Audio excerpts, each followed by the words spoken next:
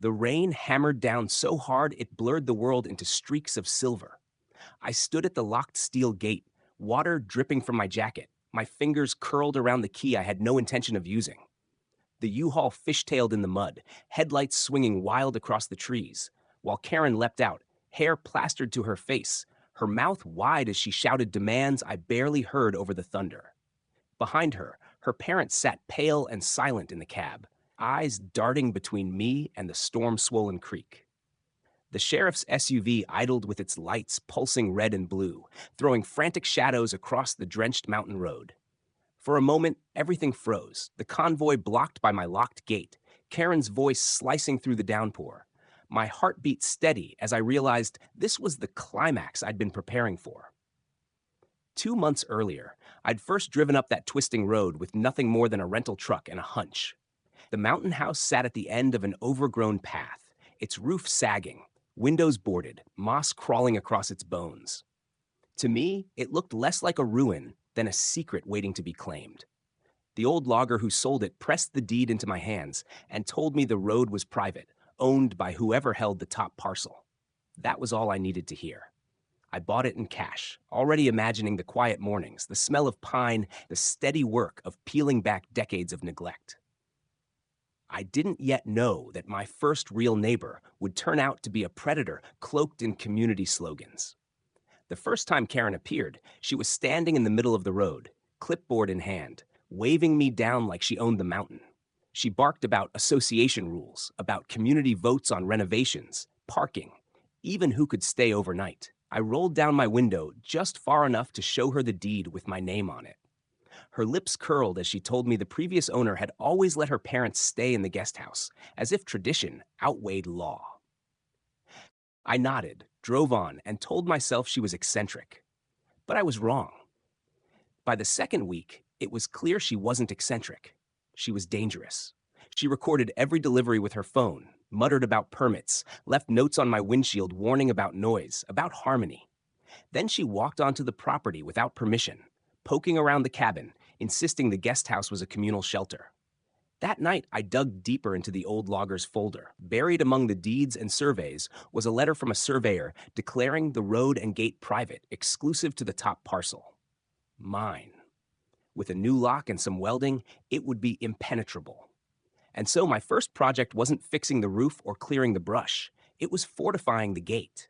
The more progress I made on the house, the more she escalated. She filed nuisance complaints with the county. Inspectors came, shook their heads, and admitted she did this to everyone. Contractors warned me she harassed them at the bottom of the road, feeding them lies about litigation. She even called suppliers pretending to be me, canceling orders.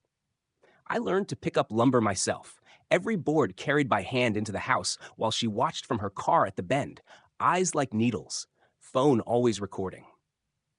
I began keeping a notebook in my back pocket, writing down every encounter, every threat, every time she tried to wedge her parents into the story.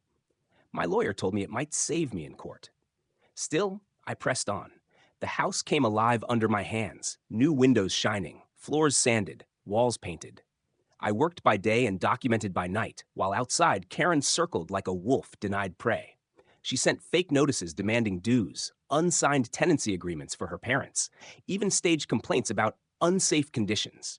Each time the inspectors cleared me, each time the sheriff muttered that she was building a narrative. His advice was always the same. Keep calm, keep recording. Then came the siege. She stopped hinting and started declaring. Her parents were coming, she said. It was decided. She claimed emergency shelter, ancestral rights, moral obligations. She used them as pawns, dragging them into a story they didn't understand. I reinforced the locks, bolted the guest house door, installed more cameras. I was no longer just renovating a cabin. I was building a fortress. And still, I knew a collision was coming. The morning it broke, I woke to the rumble of engines echoing through the pines. My phone buzzed with a motion alert from the cameras. Karen's sedan, a massive U-Haul, and another car carrying her parents. A caravan of entitlement grinding up the road. I pulled on my jacket, checked my phone's recorder, and walked down into the mist. By the time I reached the gate, they were there. Karen with her arms folded like a conquering general, the moving truck angled across the road, her parents each faces pressed against the glass with a bewildered mix of hope and dread. She screamed at me to open the gate. Her voice cracked with fury as she claimed rights, emergencies, family heritage. I pointed to the sign, Private Road. Her parents cracked their window, and I saw the confusion in their eyes. They actually believed her story, believed this place was theirs to reclaim. Lightning split the sky, illuminating the absurd tableau. The truck spinning its wheels, Karen waving her arms, the sheriff's SUV rolling up silently behind them. For a heartbeat, I almost pitied her. She was unraveling, trapped in a narrative she had built so tightly that reality itself had become her enemy. The sheriff stepped out, rain running off his hood, and told her flatly this was private property.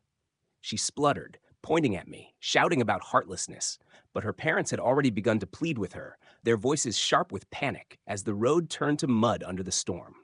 The U-Haul driver cursed, clambered back into his cab, and started reversing before the wheels sank for good. I held the key in my hand, letting her see it, but never moving to use it. My calmness was the one weapon she couldn't fight.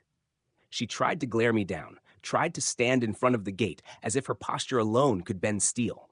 But the storm swallowed her theatrics. Her parents' car turned, the sheriff radioed for backup, and Karen was left standing in the rain, screaming that it wasn't over. Then she, too, was gone, her taillights vanishing into the mist. The storm raged for hours after, but I felt a strange peace. I had stood my ground. The gate had held. And though I knew she'd be back in some form, I understood then that I wasn't just defending wood and stone. I was defending my right to exist without intrusion. She did come back, but not with trucks. This time it was paper. Petitions, claims of easements, accusations of elder abuse. She tried to drag me into court with photocopied maps and stories about ancestral rights. I sat across from her in the county courthouse, my lawyer flipping through a binder thick with deeds, surveys, sheriff's reports. The judge listened, then dropped the gavel with a soft thud that echoed like a gunshot. The road and property were mine. Her petitions were dismissed. An injunction was issued barring her from harassment, filings, or approaching my gate. When it was over, her parents sent me a letter. Handwritten, shaky. They hadn't known the truth, they said. They were sorry for being dragged into her crusade. I folded it neatly and filed it with the rest of the evidence. Life on the mountain shifted after that. Contractors returned without hesitation. The sheriff stopped by for coffee, told me I'd shown more patience than most men he knew. The community in town began to see Karen for what she was. Her car still appeared sometimes at the bend, headlights off, engine idling, but she never approached again. She was finished, though she didn't know how to admit it. Winter fell, snow blanketing the roof I had rebuilt, the gate gleaming under frost. The house glowed with warmth and life, the guest house solid and dry. The mountain was quiet again, the way it had been when I first found it. Sometimes I still walked the perimeter with a flashlight, the habits of siege hard to shake. But each morning, the air felt a little lighter, the silence a little more like peace than tension. I had come here to renovate a cabin, to carve out a retreat from the world. Instead, I found myself in a war of patience against obsession. The house was no longer just timber and stone. It was a statement, a fortress, a proof that boundaries matter. And though I knew Karen's voice would echo somewhere below, telling her story to anyone who'd listen, it didn't matter anymore. I had the deed. I had the gate. I had the mountain. And I had won.